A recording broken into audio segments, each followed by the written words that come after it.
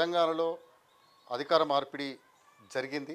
అధికార మార్పిడి జరిగిన నేపథ్యంలో ఏదైతే 6 గ్యారంటీస్ ఉన్నాయో 6 గ్యారంటీస్ తోటి అధికారంలోకి వచ్చిన కాంగ్రెస్ పార్టీ క్రమక్రమంగా 100 రోజుల్లో వాటిని అమలు చేస్తానని చెప్పేసి చెప్పడం, ఆ నేపథ్యంలోనే తెలంగాణలో ప్రస్తుతం కొన్ని పరిణామాలు చోటు చేసుకుంటున్నాయి.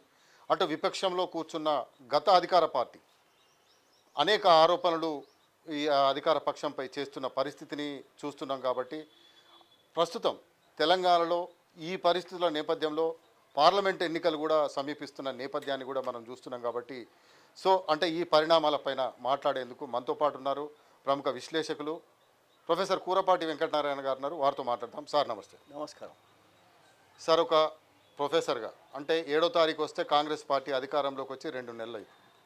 ఒక ప్రొఫెసర్గా ఈ 2 నెలల కాలంలో కాంగ్రెస్ పార్టీ పరిపాలనకు మీరు ఒక ప్రొఫెసర్గా ఎన్ని మార్కులు ఇస్తారు?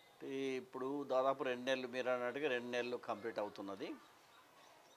2 నెలలు అనేది చాలా తక్కువ సమయము.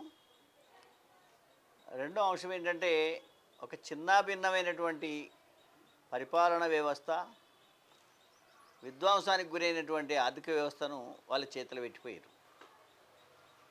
ఈ పరిపాలన వ్యవస్థనే గాడిలో పెట్టడానికే వాళ్లకు చాలా సమయం పడుతుంది.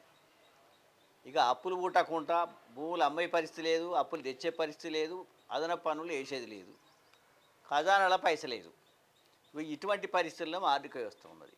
అయినప్పటికీ పరిపాలనా వ్యవస్థను మాత్రం చక్కదిద్దడానికి అనేక నిర్ణయాలు తీసుకోవడం జరిగింది. పోలీసు వ్యవస్థ కావచ్చు, రెవెన్యూ వ్యవస్థ కావచ్చు, సెక్రటేరియట్ ఉన్నటువంటి వ్యవస్థ, ఇటు జిల్లా స్థాయిలో ఉన్న అధికారులను అంతా ఎవరైతే ఇంతకుముందు ఉన్నటువంటి ప్రభుత్వానికి తొత్తులైపోయి ప్రజలను పీడించుక తిన్నోళ్ళను, ప్రజలను అణిచివేయడానికి ఒక సాధనంగా ఉపయోగపడేటువంటి అధికారులను, అవినీతికి పాల్పడినటువంటి అధికారులను కూడా కొంతమందిని మార్చిండ్రు.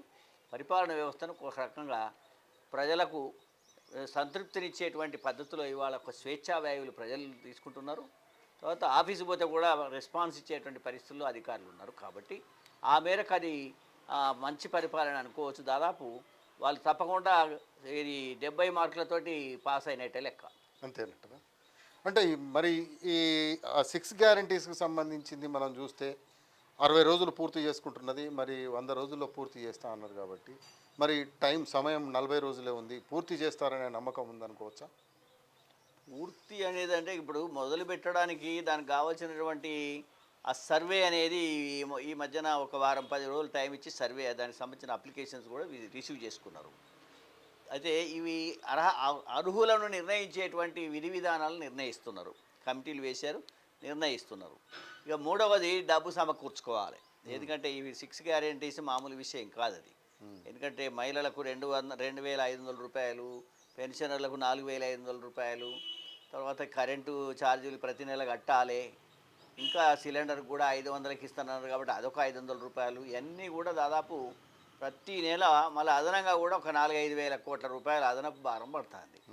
ఈ అన్ని సాధన సంపత్తి చేర్చుకొని అనుకుంటాను మరి మార్చి ఫిబ్రవరి లోపల చాలా వరకు అమలు చేసే అవకాశం, వాళ్ళు చాలా స్పీడ్గానే పోతున్నారు.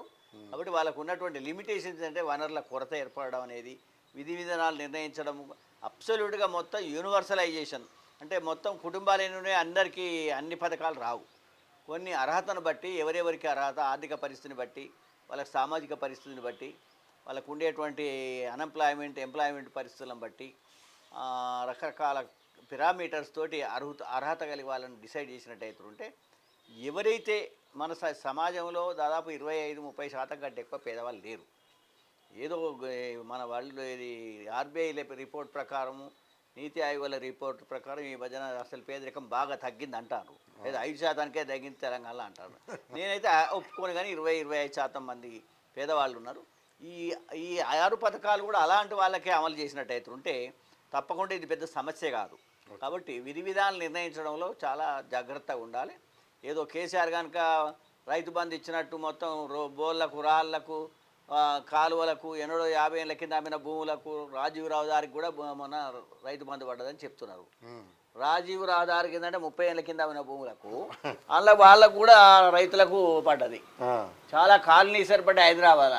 ఏది పాత భూములు అప్పుడు ఉన్నవి ఇప్పుడు కాలనీ సరిపోయి వాళ్ళకు కూడా పడ్డాయి భూములు. అట్లా పథకాలను ఈ 6 పథకాలను కూడా ప్రతి వాళ్ళకి ఇచ్చుడు అనేది కాదు. దాన్ని అర్హతను బట్టి ఎవరైతే నిజంగా బాధలో ఉన్నారో, ఆర్థికంగా ఇబ్బందులు ఉన్నారో, ఎడ్యుకేషన్లో బ్యాక్వర్డ్ ఉన్నారో వాళ్ళని ఐడెంటిఫై చేయడంలో ఈ 6 పథకాలను సునాయాసంగా అమలు చేయడానికి అవకాశం ఉంది.